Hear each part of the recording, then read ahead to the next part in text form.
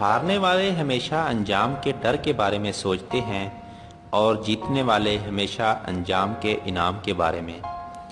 دوستو، آج ہم علی بابا .com کے فاؤنڈر اور چین کے سب سے امیر آدمی جیک ما کی زندگی کے بارے میں جانیں گے۔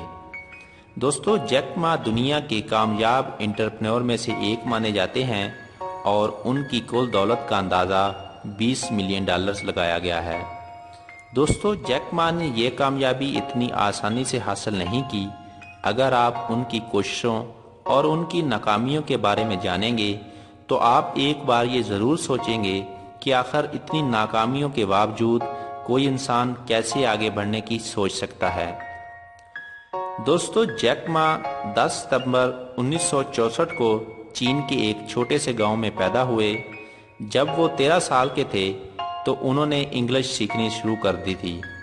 ایسا چین میں اس وقت بہت کم لوگ کرتے تھے کیونکہ چین کی قومی زبان چینی ہی تھی اور انگلش زبان کو سیکھنا اتنا ضروری نہیں سمجھا جاتا تھا۔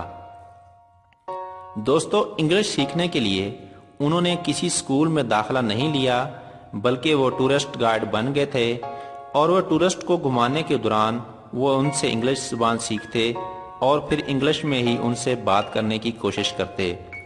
دوستو، انہوں نے یہ کام تقریباً 9 سال تک کیا جس کی وجہ سے وہ کافی انگلش جان گئے تھے۔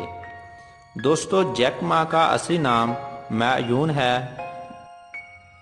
دوستو، ٹورسٹ کو گائیڈ کرتے کرتے ان کی ایک ٹورسٹ سے گہری دوستی ہو گئی جو انہیں خط لکھا کرتا تھا اور اسی دوست نے ان کو جیک ما کا نام دیا کیونکہ چینی زبان میں نام لکھنا اور پڑھنا بہت مشکل تھا، اور پھر سب اسی وقت سے لوگ ان کو جیک ما کے نام سے جاننے لگے۔ دوستو، جیک ما کا پڑھائی میں زیادہ دل نہیں لگتا تھا، وہ اسی لیے 4تھی کلاس میں 2 بار اور 8ویں میں 3 بار فیل ہو گئے۔ پھر کیسے بھی کرتے ہوئے انہوں نے یہ کلاسیں پاس کی اور پھر گریجویشن میں ان کو 5 بار ناکامی کا سامنا کرنا پڑا۔ اس کے بعد جیک ما نے ایک ایسے انسٹیٹیوٹ میں داخلہ لے لیا جس کی پروگرس بہت ہی خراب مانی جاتی تھی، جہاں سے انہوں نے 1988 میں انگلش میں گریجویشن پاس کیا۔ دوستو، جیک ما کی کامیابی کے پیچھے بہت سی ناکامیاں چھپی ہوئی ہیں۔ دوستو، جیک ما نے اپنی گریجویشن پوری کرنے کے بعد 30 الگ الگ جگہوں پر جاب کے لیے اپلائی کیا لیکن ہر بار انہیں ریجیکٹ کر دیا جاتا تھا۔ اسی دوران وہ ایک بار KFC میں بھی نوکری کے لیے گئے۔ اس وقت KFC چین میں پہلی بار آیا تھا۔ اس نوکری کے لیے 24 لوگوں نے اپلائی کیا جس میں سے 23 لوگوں کو سلیکٹ کر لیا گیا لیکن جیک ما کو وہاں بھی ریجیکٹ کر دیا گیا۔ دوستو، شروع سے ہی انگلش اچھی ہونے کی وجہ سے بعد میں انہیں ایک کالج میں لیکچرار کی نوکری مل گئی اور اس کے بعد انہوں نے کچھ عرصہ ٹرانسلیٹر کے طور پر بھی کام کیا۔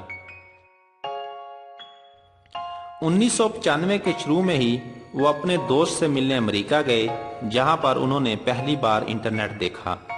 جیک ما نے اس سے پہلے کبھی انٹرنیٹ یوز نہیں کیا تھا۔ جب انہوں نے پہلی بار انٹرنیٹ استعمال کیا تو انہوں نے بیر کو سرچ کیا جہاں پر انہوں نے دیکھا کہ الگ الگ ملکوں سے بیر کے متعلق معلومات ان کے سامنے آئیں، لیکن وہ یہ دیکھ کر حیران رہ گئے کہ ان میں چین کا نام کہیں بھی نہیں ہے۔ پھر انہوں نے چین کی دوسری پروڈکٹ کے بارے میں ریسرچ کی لیکن چین کی پروڈکٹ کے بارے میں انٹرنیٹ پر کوئی بھی معلومات موجود نہیں تھیں۔ اب جیک ما کو انٹرنیٹ پر اچھا مستقبل دکھائی دے رہا تھا اور پھر انہوں نے انٹرنیٹ پر ہی کوئی کام کرنے کا فیصلہ کیا۔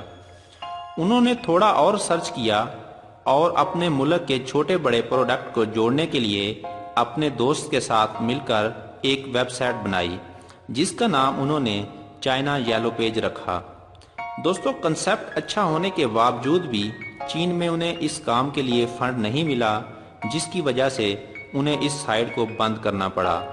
دوستو، اتنی ناکامیوں کے بعد تو شاید ہی کوئی ہوگا جو پھر بھی اور کوئی کام کرنے کی سوچے گا، لیکن جیک ما نے اپنی پرانی غلطیوں سے سیکھتے ہوئے دوبارہ پھر ایک دفعہ اپنی بیوی اور 20 لوگوں کے ساتھ مل کر اسی کنسیپٹ کو ذہن میں رکھتے ہوئے پھر ایک نئی ویب سائٹ بنائی جس کا نام انہوں نے علی بابا .com رکھا۔ اس کو بنانے کے بعد بھی شروع میں انہیں کچھ مشکلات کا سامنا کرنا پڑا، لیکن پھر ایک سافٹ بینک کے ساتھ ایک بڑا کنٹریکٹ سائن کیا اور اس کے بعد کمپنی نے کبھی پیچھے مڑ کر نہیں دیکھا۔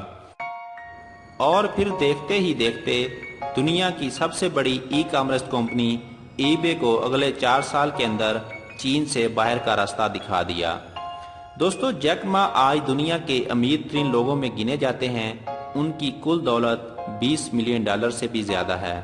دوستو، علی بابا .com کمپنی کا نیٹ ورک اس وقت فیس بک سے بھی زیادہ ہے، اور جتنی کمائی ای بے اور Amazon.com مل کر کرتی ہیں، اس سے بھی زیادہ کمائی جیک ما کی کمپنی اکیلے ہی کرتی ہے۔ دوستو، ہمیں ناکامیوں سے گھبرانا نہیں چاہیے، بلکہ ان کا سمجھداری سے مقابلہ کرتے ہوئے ان سے سبق حاصل کرنا چاہیے، کیونکہ وقت ہمیشہ ایک جیسا نہیں رہتا۔ اگر آپ کی زندگی میں بھی ابھی دکھوں کی چھاؤں ہے تو بہت جلد انشاءاللہ کامیابی کی کرنیں آپ کی زندگی کو روشن کریں گی۔ دوستو، کسی کام میں ناکامی سے اداس نہ ہوں۔ ناکامی تو آپ کو اسی کام کو زیادہ اچھے طریقے سے ایک بار پھر کرنے کا موقع دیتی ہے۔ تو دوستو، آج کے لیے اتنا ہی۔ آپ کا قیمتی وقت دینے کا شکریہ۔ آپ اس ویڈیو کو لائک کر کے ہمارا حوصلہ بڑھا سکتے ہیں، اور اگر آپ ہماری کوئی بھی ویڈیو مس نہیں کرنا چاہتے تو پلیز ہمارے چینل کو ضرور سبسکرائب کریں۔ اپنا بہت سا خیال رکھیں۔ ملیں گے پھر ایک نئی ویڈیو کے ساتھ، تب تک کے لیے اللہ حافظ۔